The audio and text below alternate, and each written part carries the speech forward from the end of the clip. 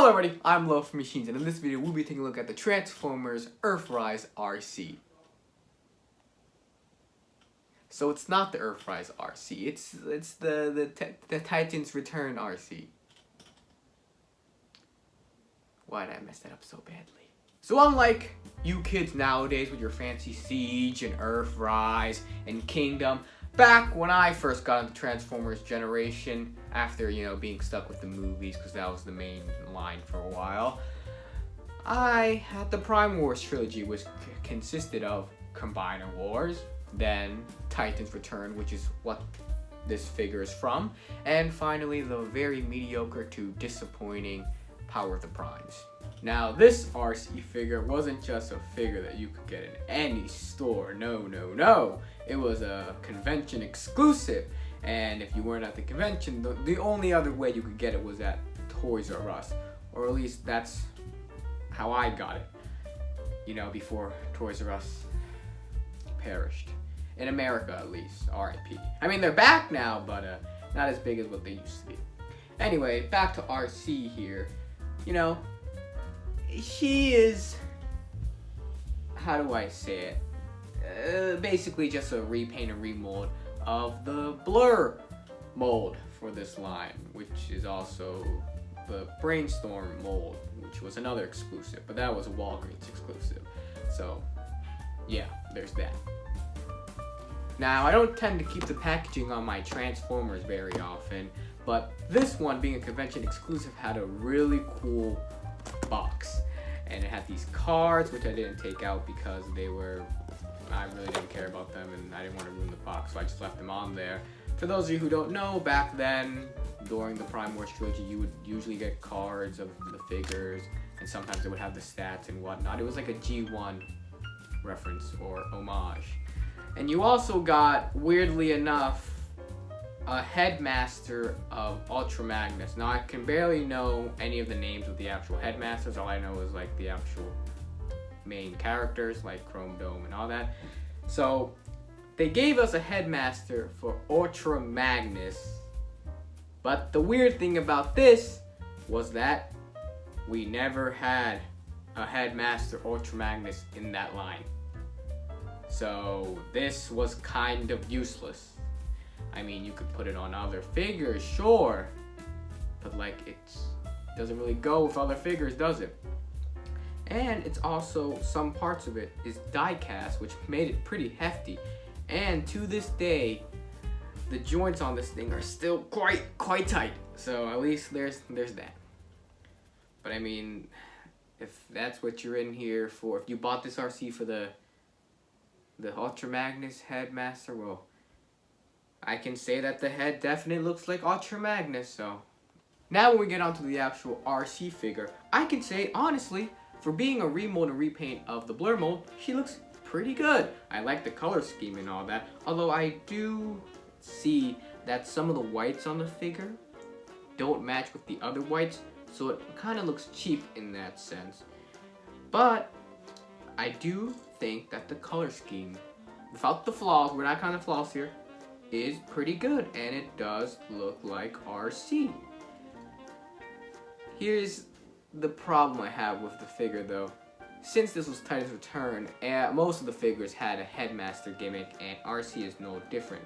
So the headmaster figure that came with Arcee was Daniel, or they used a different name for some reason. Let's be honest here, I think we all know it's Daniel. And while it looks really cool to the suit that he wore back in the original G1 series, the problem is, because of how the head is shaped, every time you turn Arcee's head, half the time the freaking head just pops off. And it's really annoying. So if you're playing with it and the head pops off, it's not hard to put it back on, but it's just, I wish it was designed better. I'll say that. Now when it comes to weapons, boy, do her weapons look cool. They're these little pistols that are basically molded in pink, but then painted over in gray, and I think they look awesome. Interestingly enough, the ports that they use are flat, or at least rectangular instead of the circular ones that we normally get. But man, these things can be used for a lot of things. Of course, you can plug it in so she could be dual wielding the pistol, so that's a feature. You can also put it on the sides of her arms as well. Now, I will say that I'm not really impressed.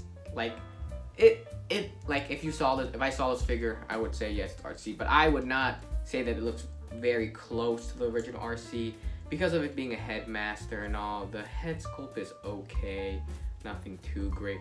Although I do think it looks better than the Earthrise Arcee's face. Like, oh my gosh, is she a ghost? You need some nutrition. Not to mention that the Earthrise Arcee looks better.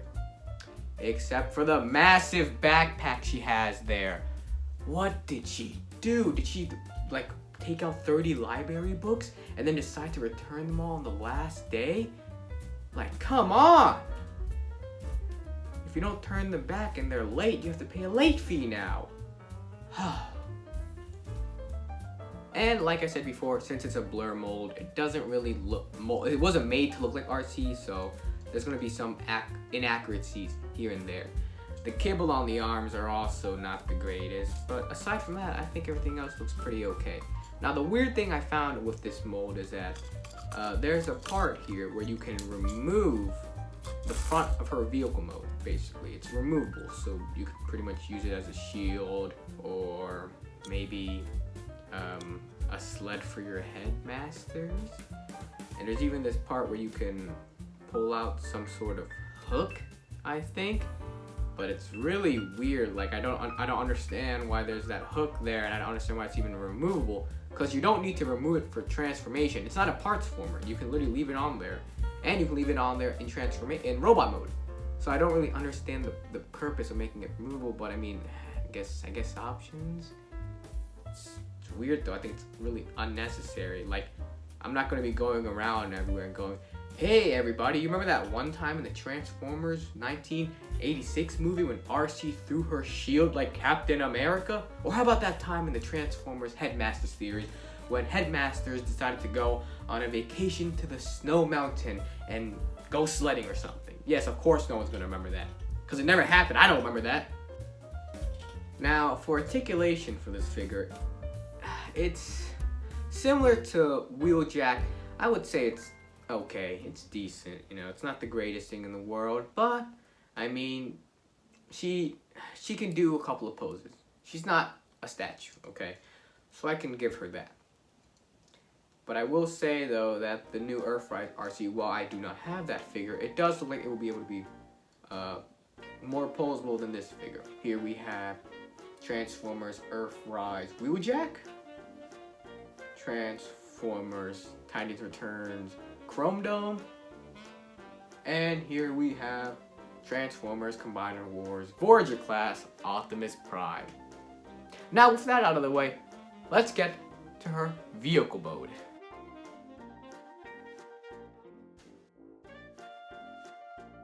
Now Arcee's vehicle mode is very, well, how do I say it, blur-like, considering how it was a remold for Blur. So that's not surprising there. It really doesn't look accurate to the original Arcee vehicle mode, although I can't even tell what that's supposed to be. Is that like a convertible? It's something. But I will say that it looks pretty good. I like the color scheme of it, and I like the whites. The whites on it look very nice. And it rolls quite well. So we have a plus there. It rolls really well. A vehicle with wheels roll really well. I'm kind of disappointed that has to be a positive. Transformation wise, Arcee's transformation was actually quite enjoyable. It was simple, but it's something. There was no techniques that I thought was really amazing or that. But if you want a really simple transformation, then Arcee's a really good figure to get. I wouldn't say anything was really mind-blowing or interesting. It was just a quick, do all these steps and then you get the vehicle mode. Or do all these steps and you get the robot mode. A space car convertible. But aside from that, I mean, you can store your headmaster in there. That's gotta count for something, right? You can roll it. Although it looks more like a spaceship, honestly. That's probably the thing I would say it looks more like. But aside from that, yeah, that's really it. So I guess we just go on to our final thoughts and opinions on this figure. So what are my overall thoughts on Arcee? Well, I gotta say, she is a very okay figure. I mean, she is a repaint and a remold, so I can't really expect too much. But, I mean, for an Arcee, I think you could probably do better. Especially for the price point, considering if I remember it was like $25 to $30. Yeah, the Ultra Magnus Headmaster is neat, but I really have no purpose considering they never made a Headmaster Ultra Magnus figure for Titans Returns. Posability, very okay. Similar to the Transformers Earthrise Wheeljack. It's alright. A figure that I consider to have really good posability is those Furai model kits. Excellent articulation. After getting spoiled by that, just regular articulation is just okay to me now. Back then, I would have told you really good articulation, but nowadays I'm like, is it Furai level? Then it's okay, decent, you know. But it's understandable because it can transform. Vehicle mode doesn't look the most like Arcee, but then again, I keep my Transformers in robot mode because it's the right way, and if you disagree, then you're just wrong. Car enthusiast, I'll let it slide. Maybe. As for the actual look, the new Transformers Earthrise Arcee, in my opinion, does look better. Maybe if you could remove the backpack, it'll look great. But the face on the new one just, no, ain't happening. I prefer the face on this one. Or at least the paint applications, because the face, because it's a headmaster, does look weird. But overall, I think that if you really want an Arcee, this is probably not the one you should get, considering how it's 2020 now, and this figure, you basically probably can't get it unless it's for scalper prices. So if anything, just get the new Earthrise Arcee. Or maybe you can get that masterpiece, which the backpack doesn't look that much better. It literally looks like they just took Michael Bay's design and just compacted into a back of a figure. That's what it looks like. So, I mean, at the end of the day, I don't think there is a perfect Arcee figure.